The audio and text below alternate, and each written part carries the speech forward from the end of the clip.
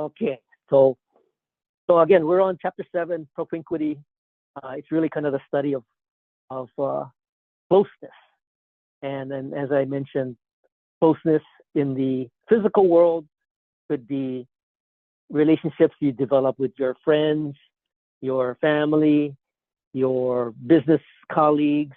It's that sort of relationship that you develop, and obviously it's based on levels of communications. And as we go into this CMC world, how does that translate into the electronic world? Hey, let me know if you guys can see this deck here.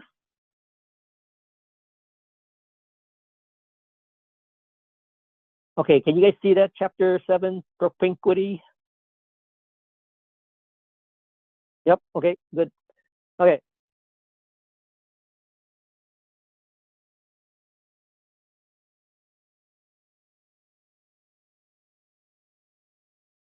Okay, so physical world, it's the physical closeness in time and space. And we all are pretty much, developing our relationships with others. We almost kind of take it for granted. This is kind of a way of identifying it and quantifying it. And then how do we translate that into the electronic world? And then so in electronic propinquity, it's sort of more of a psychological closeness as opposed to a physical closeness. So it's not, all the CMCs that we talk about are via this mediated environment. And so it's more about psychologically, how does it either maintain the closeness, foster the closeness, develop the closeness, but it's not in a physical kind of environment. And then the consequences of DMC choice for some of the relationships that develop, as a result of any communications that we might use, in the environments that we kind of like coexist in. So the chapter sort of defines these 7 areas of electronic propinquity, and what it basically is these are 7 areas that might have an impact on how, from a psychological closeness, you would kind of develop as a result of using CMC. So the first one is existing closeness in a relationship. So you might have, Instagram or Facebook, you have a friend, like a friends list, and that's kind of like a pre-existing relationship, and does that then kind of translate into the electronic world? You have this mutual directionality, which is another way of saying the synchronicity of the communications. So like if we're having a conversation and we're talking to each other, and there's no time delay, then it's pretty immediate. And so that immediacy is what creates, the bond of that relationship. It gets a little bit weaker if that communication is asynchronous and doesn't happen necessarily over any predefined, time. Could be minutes, could be hours, could be days. Bandwidth of the medium. Bandwidth of the medium is really the idea of, is there enough bandwidth to transmit the kind of visual, like how we are doing here on Zoom. Do we have the visual cues of our, communicating with each other? So you can hear my voice, you can see my face, you can see somewhat of body language and facial expression. So that's that's kind of due to the, to the bandwidth. And a simple kind of comparison would be, you need a certain amount of bandwidth for a Zoom call versus like a, like a text message. And then the complexity of the information.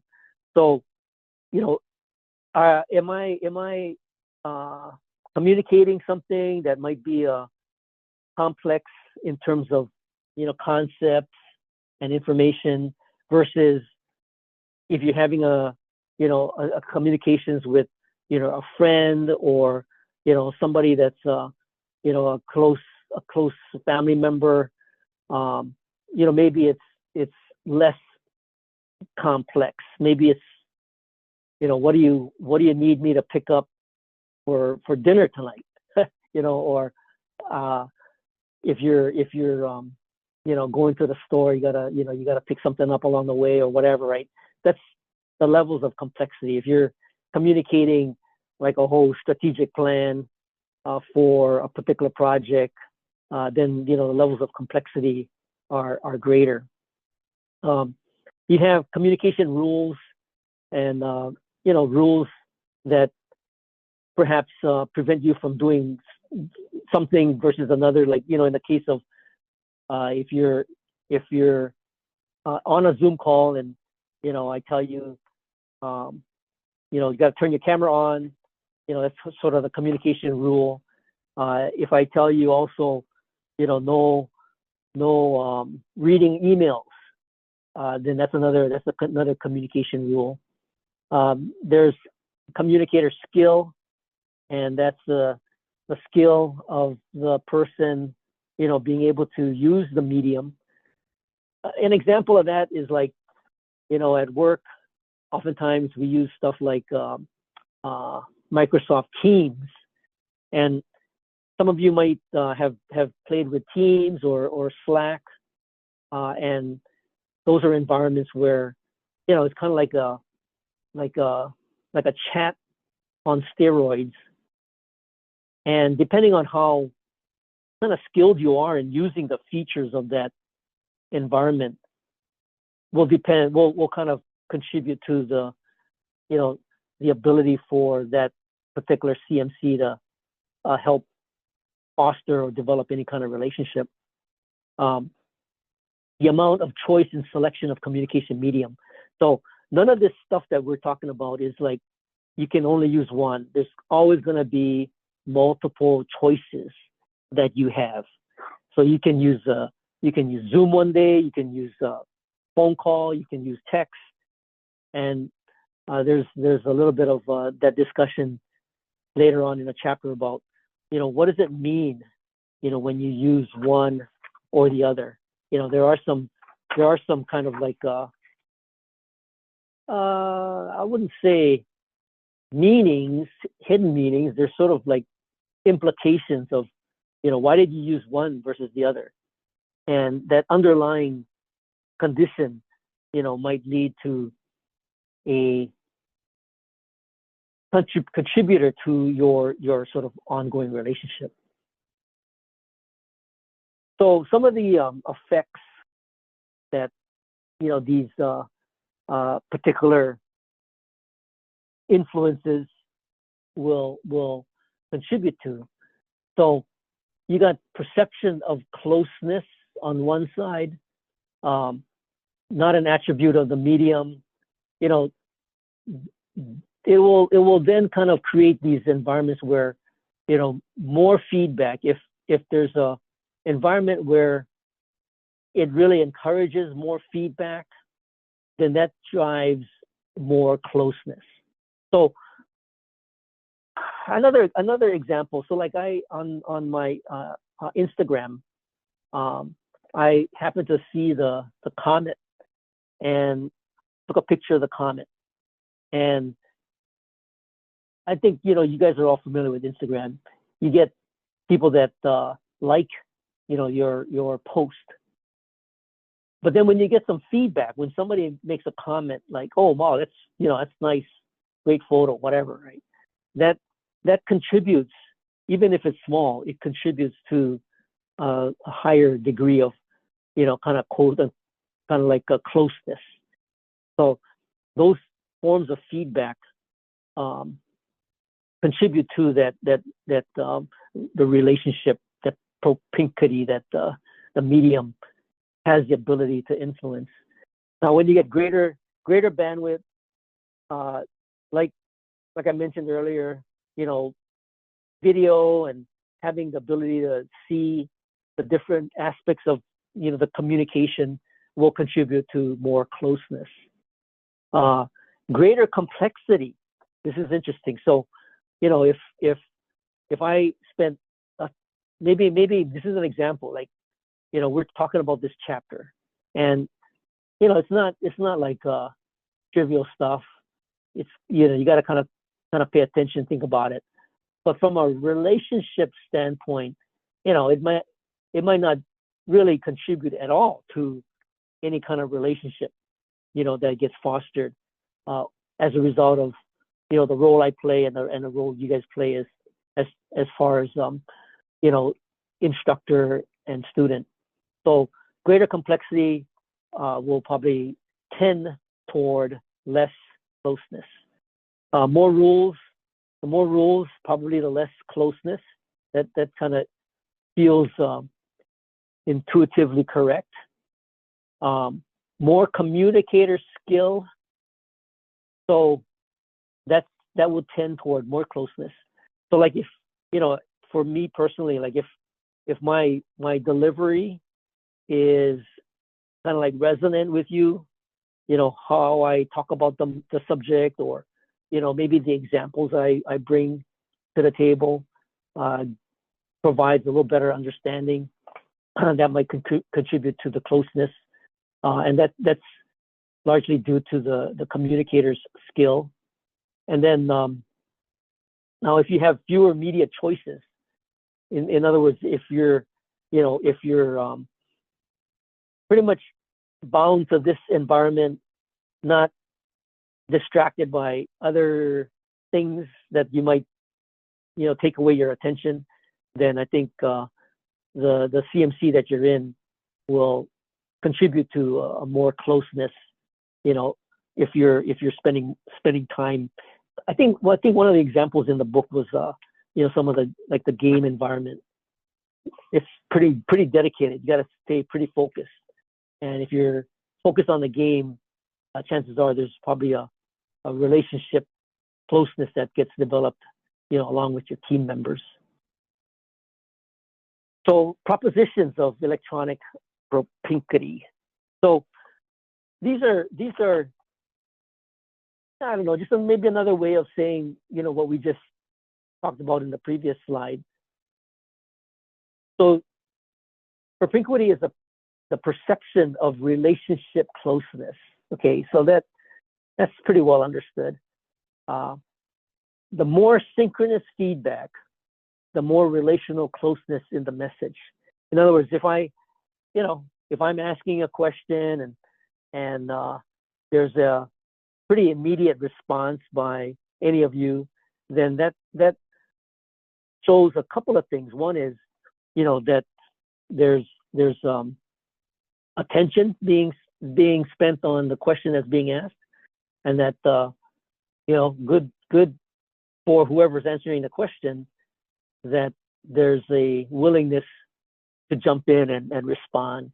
So that sort of synchronous feedback is a good reinforcer of that relationship building. Wider bandwidth, more relational closeness in a message. So again, back to the whole thing with the video and having the ability to see other aspects besides just the audio.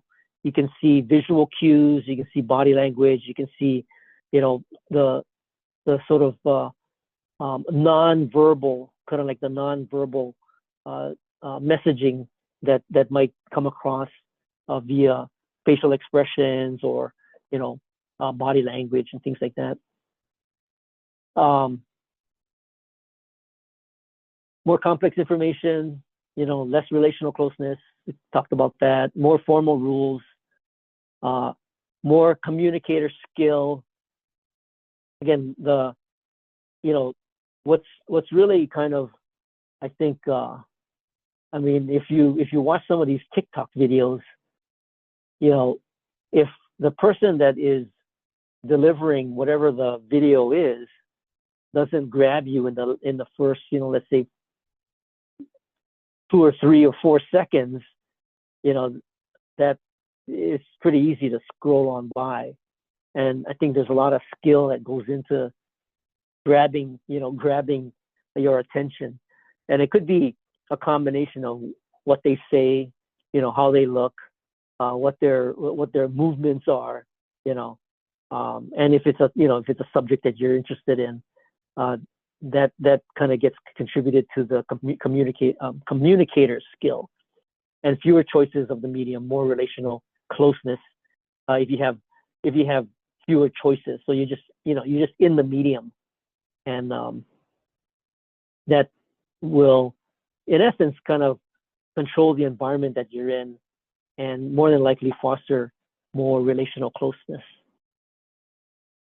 So they then sort of extend, this definition of propinquity into how do they go about, analyzing the different areas that could contribute to this sort of electronic propinquity. So the first one is, propinquity, the social presence experience in the medium. So it's just, what do you experience when you're using the medium? And then the next kind of level of analysis is the comparison of the experience with different media. So how do you compare the experience, like, communicating over Zoom versus, let's say, me communicating via email, right? And how does that comparison contribute to this relational closeness? And then the implications ultimately for relational closeness. How does the choices, between one CMC and another in a sequence of events change potentially your understanding of that relationship? So this graphic, basically takes kind of if you look at the middle, you have the synchronicity, mutual feedback, you got the bandwidth, the information complexity, communication rules, and the skill of the medium. And these all kind of contribute to the relational closeness.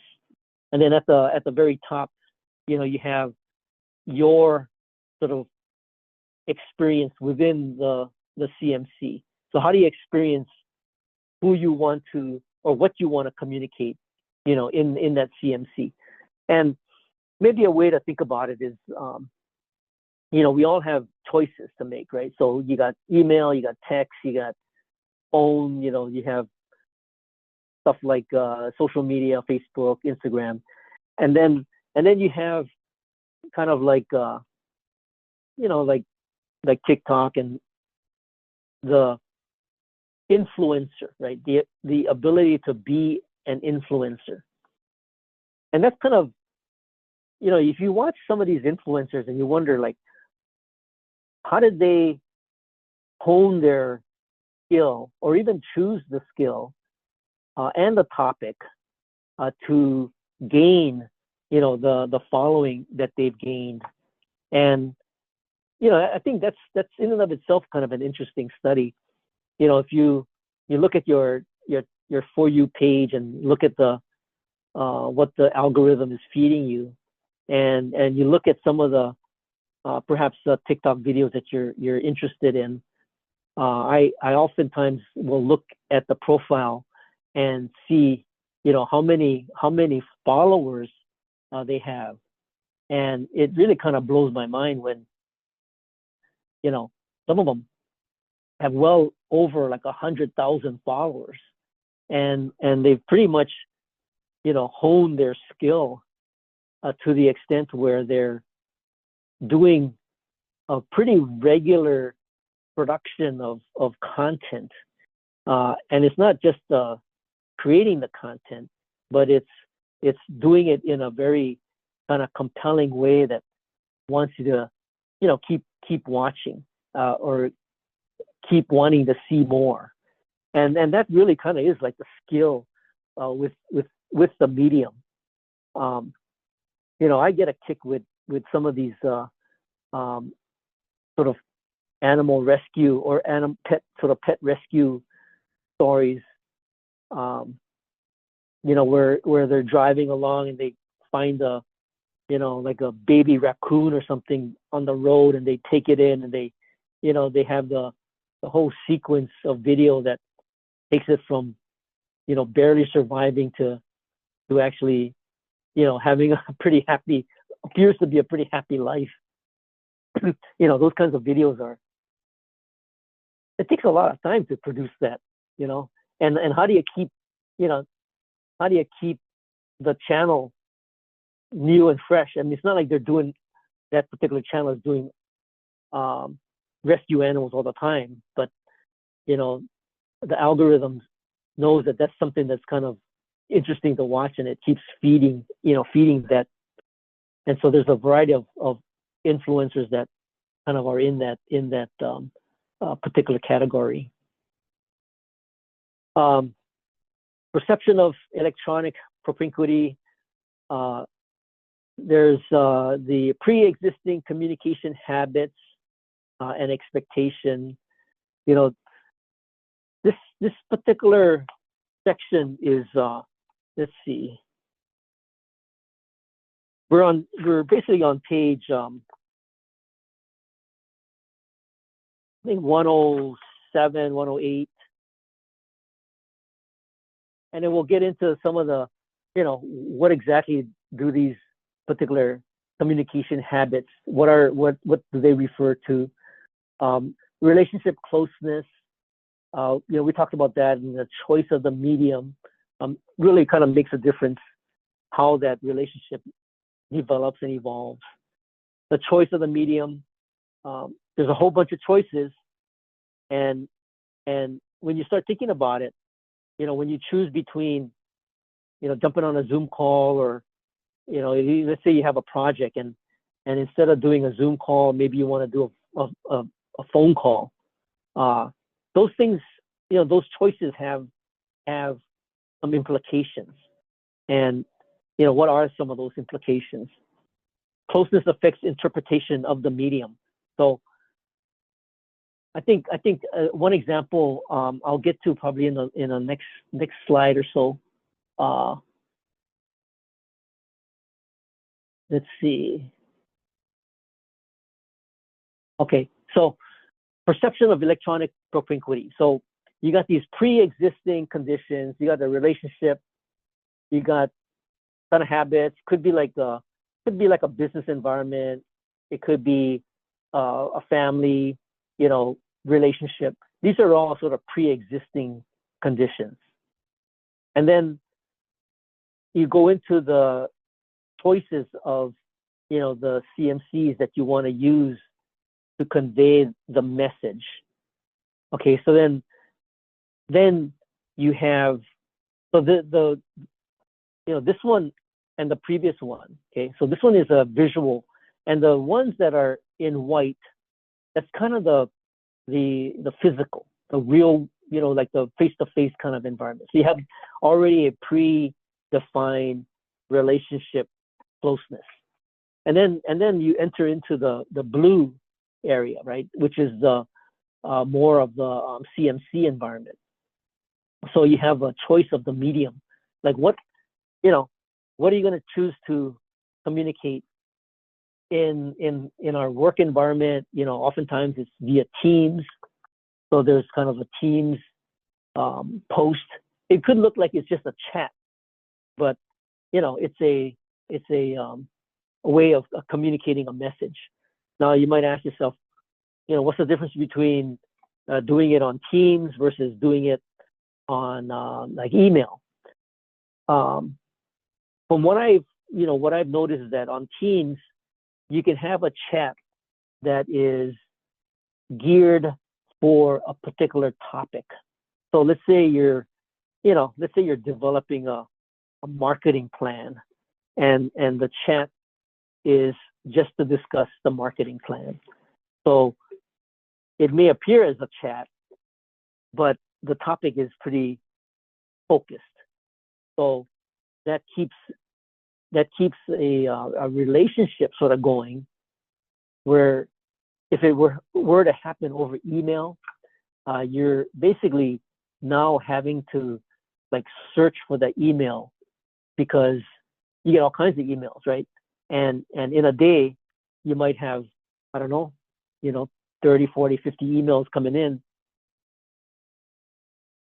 Pretty soon that email, and that happens to me all the time. So there's an email that I see, and I'm thinking to myself, oh yeah, this is a project we're working on. I got to respond to that email. And then over the course of the day, that email just goes down, down in the inbox. And pretty soon, kind of like, oh, I got to go find that email. What do I need to search to find that email? And once you start getting all these emails, and in the work that I do, I might be getting emails from people that I need to respond to, but they are part of another organization that, I may not know all of them. So I know the topic, I know the need to respond, but I don't necessarily know, I know of the person, but I might not like quickly remember, oh, so-and-so sent me this email. So then I got to search for it, right? And sometimes searching for that email takes a little time, because if you don't know the exact name of the person, and you got to correlate the name and a topic, and maybe it'll come up. So that's, that's kind of like the use of the medium, versus, email versus like a Teams kind of thing, where it's kind of all within the same topical area. And that's what Teams does, and that's what Slack does. So it just basically says your perception of whether a medium with greater bandwidth and more synchronous mutual directionality of feedback is available for use. Again, my description of this example is, email versus something like a Teams environment. So email, less bandwidth, Teams, more bandwidth. This mutual directionality, synchronicity, they're both kind of asynchronous, but I think there's a better mutual directionality with Teams, because of the way it's grouped together. It's easier to find stuff, rather than having to search your whole inbox. So anyway, that's an example, I think, of how some of these different CMCs impact, the idea of electronic propinquity. And then finally, the bottom says ongoing propinquity relationship closeness. Again, it's all about what you use, how you use it, and how does it then ultimately contribute to this relationship closeness. So propinquity affects perception. So the media choice cycle of perpetual or perceptional influences. So again, we are kind of like talking about a variety of different choices that you might have, and how you choose one over the other really kind of makes a difference. And we went through all this, but I'll give you the example that they talk about, which is kind of interesting. And I think we probably take this for granted, but for the purpose of analysis, I think it's a good kind of topic to discuss. So like I think in the example that they drew, you have a like you're in an organization, you have people that are part of your group, you have a relationship that you fostered, and maybe the department or the manager is on a trip, and they basically are out of the office, but they do stay communicating via whatever choice they have, using whatever CMC they decide. So one of them is sending, the manager sends a text message that says, hey, this is some important information.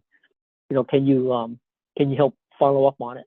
So text messaging is pretty low bandwidth, asynchronous, but you've already kind of gone into the environment with the fact that you have a relationship. That there's a hierarchical relationship. So you get the text, you figure it's pretty important. Manager's traveling. You gotta kind of respond. So you take action. You can respond in a number of ways, right? You could either text them back, or maybe the task was, can you pull this report up and send it to me? So then you go and you pull the report up, and then you email it, and then they can receive it, and you've completed the task. And from a relationship standpoint, you've accomplished what needed to get done.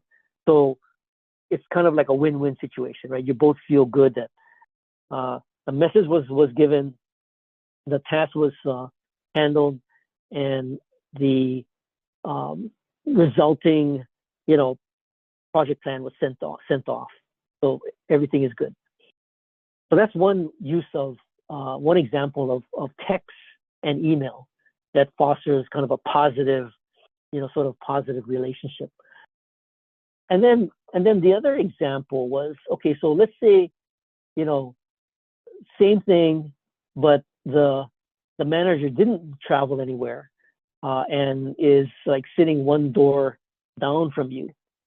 And rather than, walk over to your office or your, your work spot to ask you if you, have the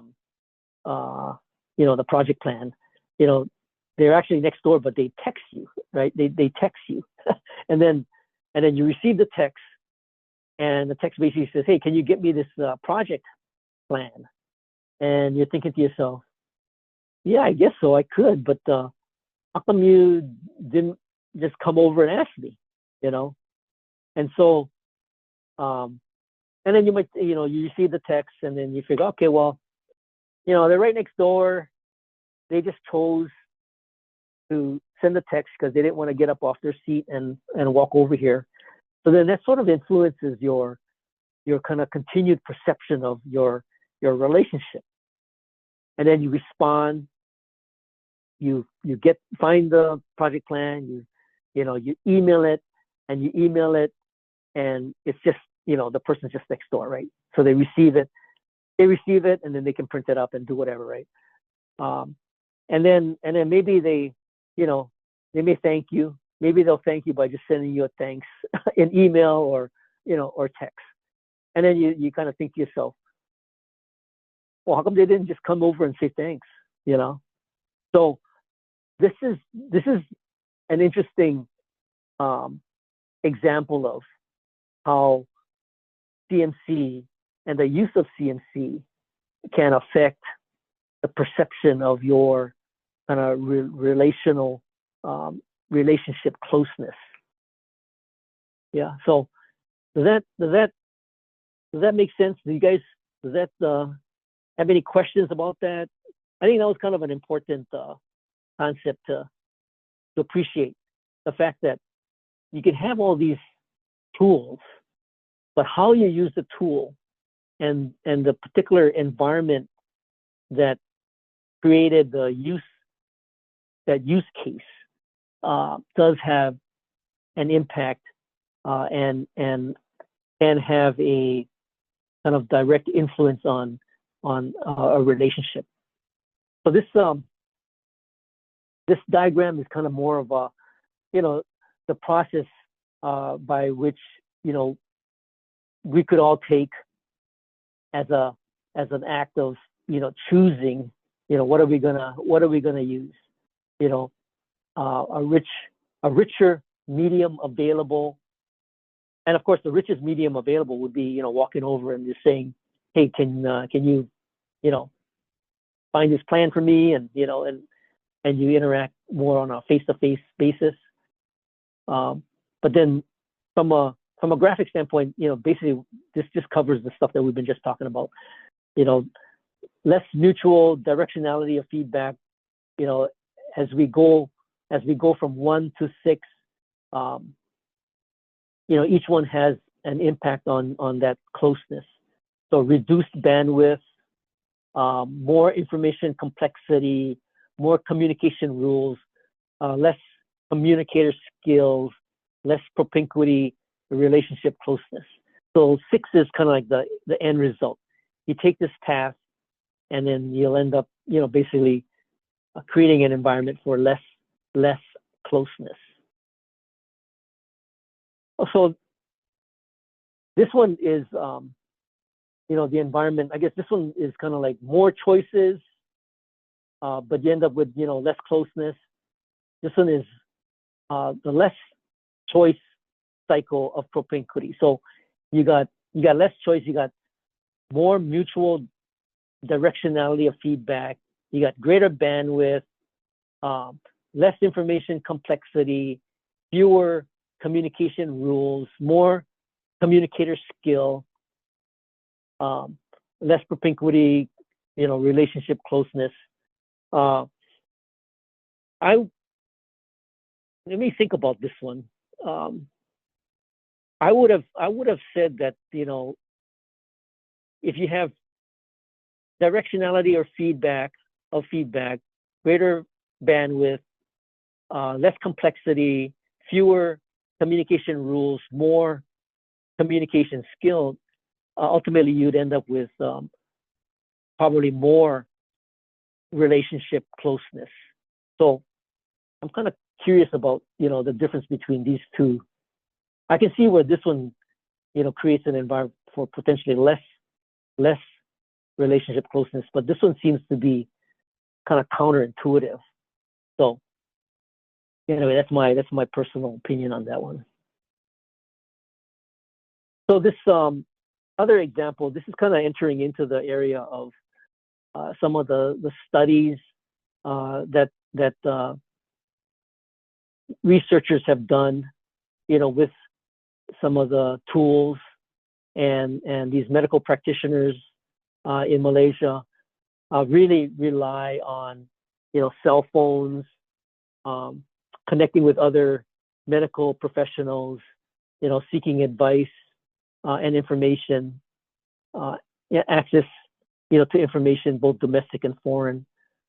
And what this has contributed to is improved accuracy, timeliness, information, better medical decisions, reduce information treatment costs, eliminate need for transportation. There's another example that they mentioned in this book about the I think it was, let's see.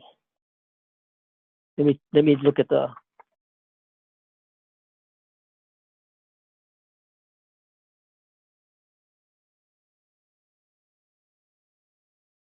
So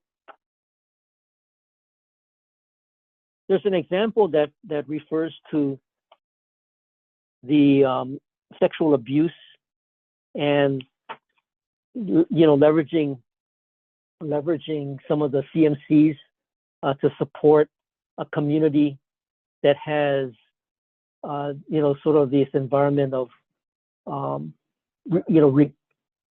looking for support for some of the the results or outcomes of sexual abuse. And I think one of the observations was that there was less relational closeness via using some of the tools like a phone conversation, because people were less inclined to be really kind of having to be put to task either reliving or revealing, some of the pain of that kind of environment. So they also used as a way to kind of communicate with the community using text messaging, and they found that using text messages were actually a way to activate a response, and that was due to the fact that it was less demanding on the recipient of the text, didn't have to put them through any kind of more painful environment, and it was easier to respond to because of the kind of like the it's not as the synchronicity. It's immediate, but you don't have to respond immediately. So there's a level of I guess I'm looking for like the word. It's like you're not as in your face as if you're talking on the phone. You're having a text notification, and that it becomes more on your schedule, or more on your time, or more of your choice to respond. And because of the less kind of demanding environment, a text was more responded to. So that was kind of an interesting example of how an environment like a text, which is on the scale of media richness, on the low end, was actually more effective, than something that was more media rich, like let's say a video conference, because the video conference was more kind of in your face and probably put the patient, in a more uncomfortable situation. And text was a little bit more comfortable because it was less personal. Yeah. So anyway, that was an interesting kind of study and result that came as a result of that. Anyway, so that's kind of the sense of the chapter on propinquity, the study of closeness.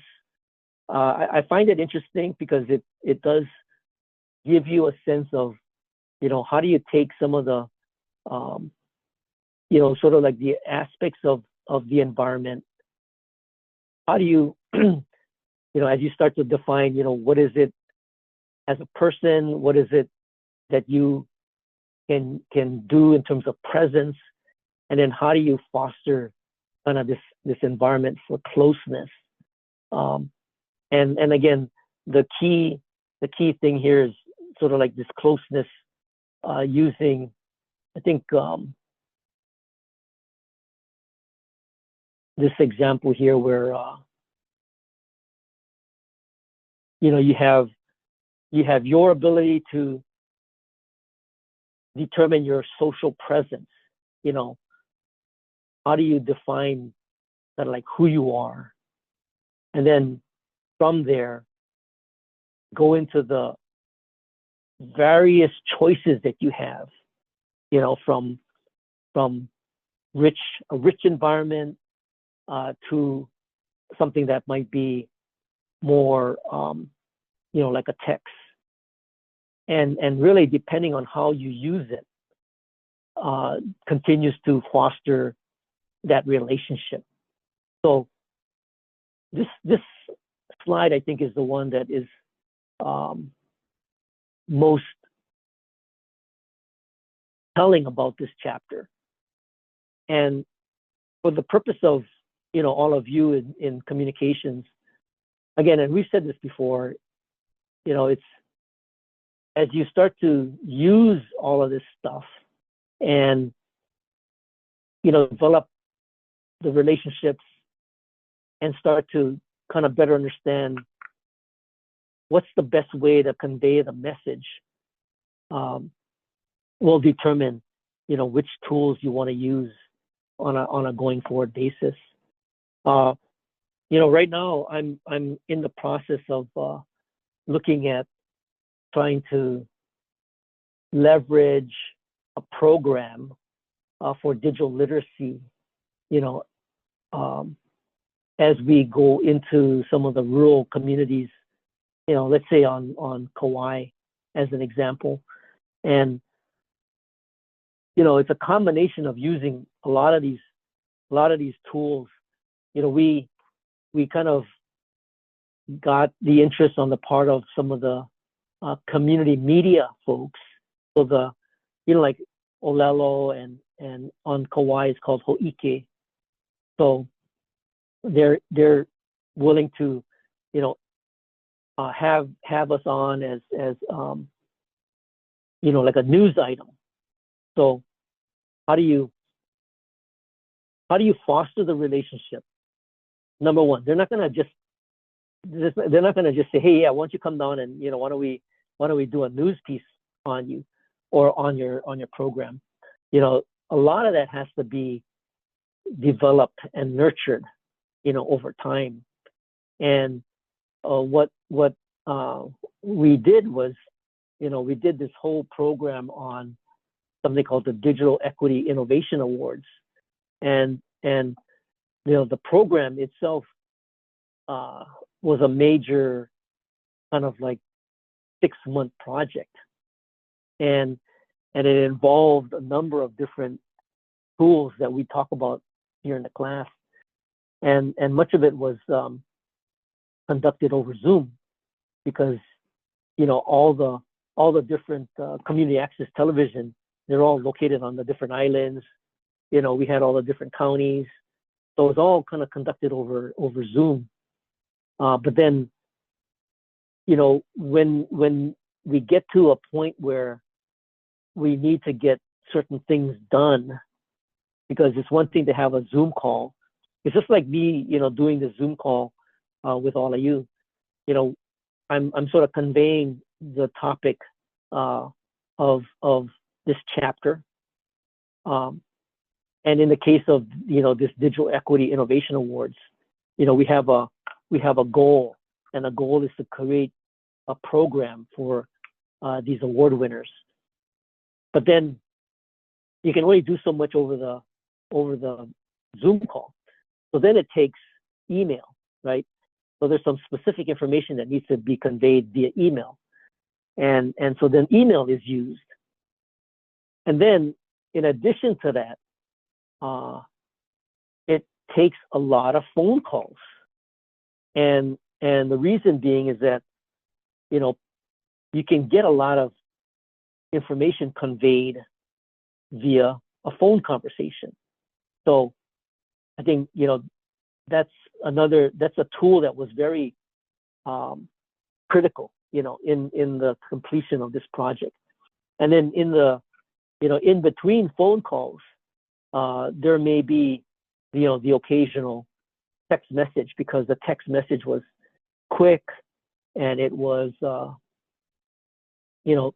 of didn't demand the need for somebody to answer the phone, because phone tends to kind of demand you're answering the phone and you're actually talking to me about something, right? And not everybody has time to do that all the time. So sometimes a text message would be a good way to not only augment the communications, but kind of keep the information flowing. And then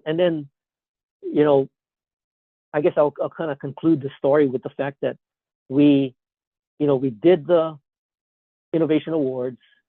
I think we were happy with the results of the video program, and now it's taking it to the next level of how do we continue to foster this relationship that we've built, and continue to come up with content that could be shared with community.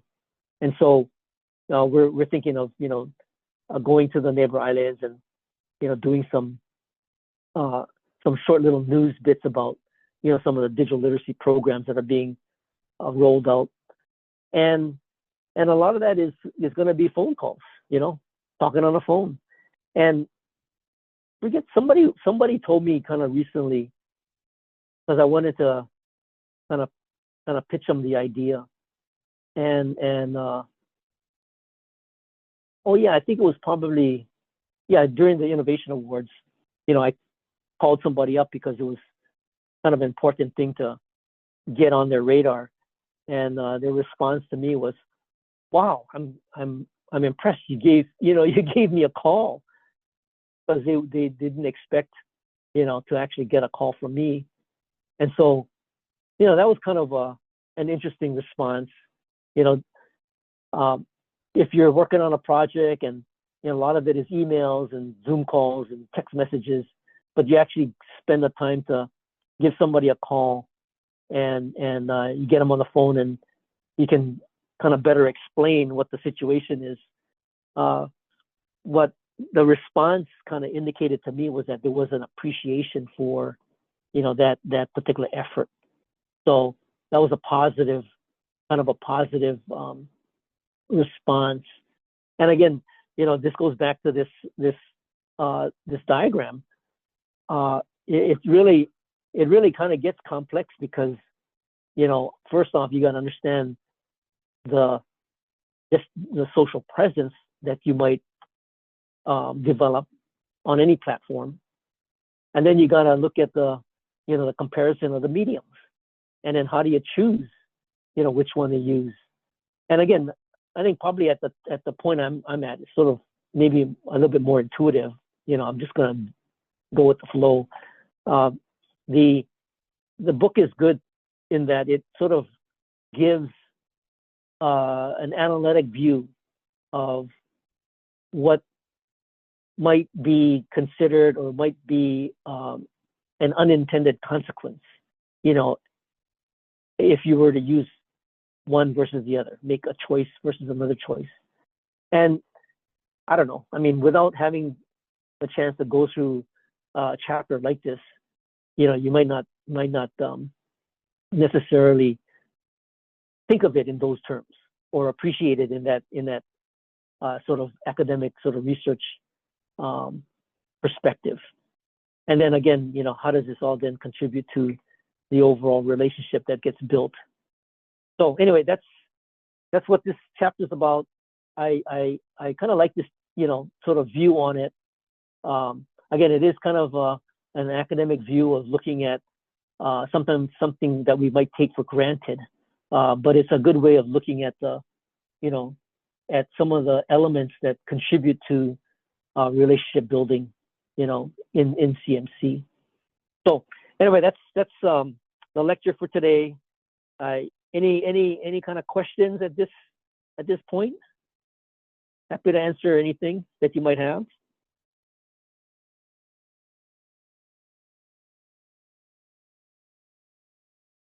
Okay, so seeing none, our next lecture is on Thursday. So I'll see you all back here on Thursday. I will get the recording. I'll put this up, and for assignment, just a true and false and the multiple choice.